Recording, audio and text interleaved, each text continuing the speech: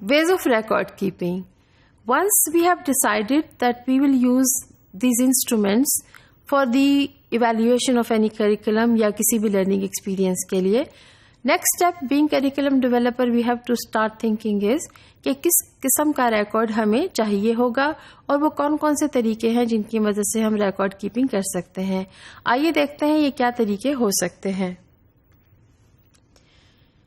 It may involve making a detailed description of reaction by an observer. और ये किस तरह से हो सकती है? It can be in the form of sound records. It can be in the form of checklist. या हम किसी ना किसी किस्म की पिक्टोरियल फॉर्म भी इस्तेमाल कर सकते हैं जिसकी मदद से हम किसी भी एक्टिविटी जो क्लासरूम में दी जा रही है या सिचुएशन क्रिएट की जा रही है हम एक रिकॉर्ड रख सकते हैं. हमें सिर्फ ये मुमकिन बनाना है कि ये रिकॉर्ड इतना अच्छा हो and it should be so satisfactory so that we can evaluate it afterwards and we can put a value to learning experiences and of course the curriculum which we have prepared. Once we are creating a test situation या evaluation situation, we have to ensure that this situation is good enough कि वो desired behavior ही को show करने के लिए बच्चों को मजबूर करे और इस बिहेवियर को हम फिर फर्दर रिकॉर्ड कर सकें. So the test situation should be appropriate and it should be relevant to the subject और the kind of behaviour we want to evaluate. Secondly, it should be such a situation कि हमारे पास इतना अच्छा satisfactory record आ जाए जिसको हम evaluate भी कर सकें. If the record or the record keeping which is not being done properly inside the classroom, we will not be able to appraise it afterwards और इस तरह से हमें करिकुलम की इफेक्टिवनेस का बिल्कुल भी अंदाज़ा नहीं होगा. लिहाजा हमें ये इंश्योर करना है that the test situation is good enough that it will make students to show the desired behavior as per the objective.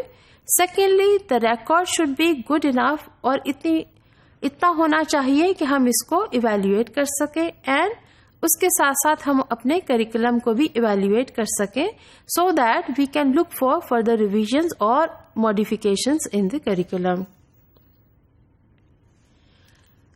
Next step is how to summarise the record which we have gathered using different instruments. हम किस तरह से एक summary तैयार कर सकते हैं and we can put a value either the curriculum is good enough or these are the areas for the improvement or we have to revise the curriculum altogether. किस तरह से हम समरी तैयार करेंगे जिसकी बिना पर हम ये बता सकते हैं कि बच्चों ने कितना अच्छा परफॉर्म किया and what are the areas which are to be revised inside the curriculum which we had prepared. While we are developing the instruments and once we had decided that we will be making this kind of record inside the classroom and this record then will be summarized, we have to decide that what kind of terms or units or measuring units we will be using in order to put a value to the evaluation. किस तरह से हम summarize करेंगे और किस तरह से हम अप्रेज करेंगे जो हमने बच्चों के बिहेवियर्स क्लासरूम से in the form of record इकट्ठे किए हैं. याद रखिए this can be the content knowledge और this can be the knowledge and understanding of the students. This can be the skills of the students what they have learn inside the classroom and this can be the behaviours which were defined in the objectives which we had included in our curriculum. Once we are trying to devise a method of appraisal, we have to ensure that this is in parallel to the implication of objectives. इसका क्या मतलब है?